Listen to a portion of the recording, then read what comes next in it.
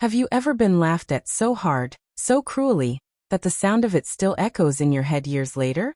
That was her life, the day she walked out of the office with nothing but a cardboard box.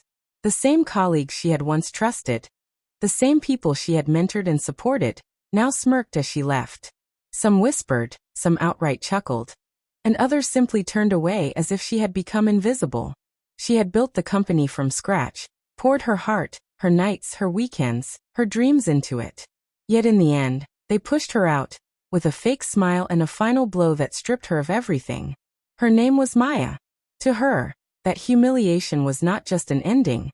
It was the beginning of something none of them saw coming. What they didn't know was that Maya carried with her not just a box of belongings, but a fire burning deep inside. And that fire, that quiet determination, would one day lead her back through those same doors. But this time she wouldn't be the one leaving. This is her story, of betrayal, of broken trust, of revenge so quiet and precise that it left everyone stunned. And it all began with $1. Maya wasn't born with privilege. She came from a small town, raised by parents who taught her two things: never cheat anyone, and never give up. With those values in her heart, she worked harder than anyone around her. Years later, she co-founded a startup with two people she once called friends. Together, they dreamed of creating something new, something that would change the way businesses operated. Long nights, empty bank accounts, and endless rejections didn't break her. If anything, they fueled her more. Her vision was the backbone of the company. She designed products, pitched to investors, handled clients with grace. While her partners often rested on her ideas, she kept the wheels moving. And when the first wave of success came, the first investment, the first office, the first team, Maya thought she had finally found her second family. She had no idea that the same people she trusted would soon turn their backs on her. The betrayal wasn't loud. It wasn't obvious at first. It started with whispers, side meetings she wasn't invited to, important decisions made without her, and slowly, she felt the distance grow. Her two partners began painting her as too emotional, too invested, not business-minded enough. They said it behind her back to investors, to employees. And one day, in the boardroom she had fought so hard to build, she was handed the final betrayal. "Maya, it's better if you step down. For the growth of the company." The words cut deeper than a knife. And when she refused, they had already prepared papers. Legal tricks, fine print she hadn't noticed. Contracts that quietly shifted control away from her. It turned out, the friends she had trusted had been planning her exit for months. She looked around that room, at the faces of people she once called family, and saw only cold stares. Not a single person stood by her.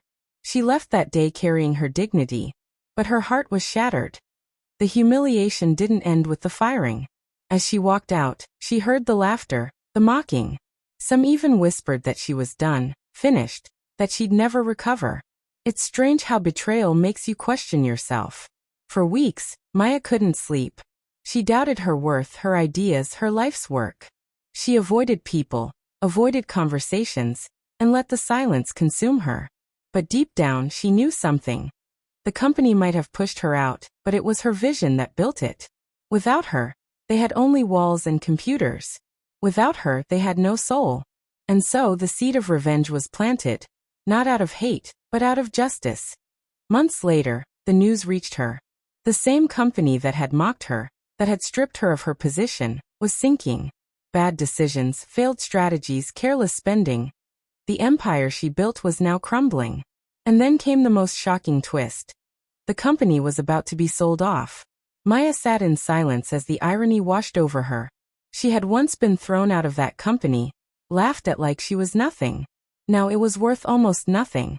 And then came the opportunity, an auction, a symbolic deal that allowed her to buy back full rights for $1. Just $1. The same company that had humiliated her was now within her reach again. She didn't announce it. She didn't boast. Maya walked into the deal with calm silence, signed the papers, and became the owner once more. But this time, she wasn't naive. She didn't trust blindly.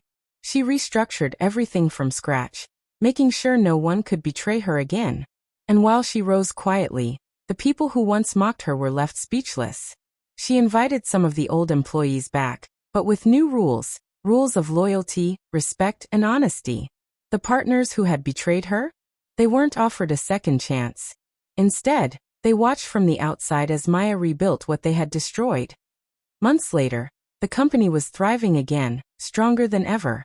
New investors joined in, impressed by her resilience. Clients returned, trusting her vision. And then came the day she walked.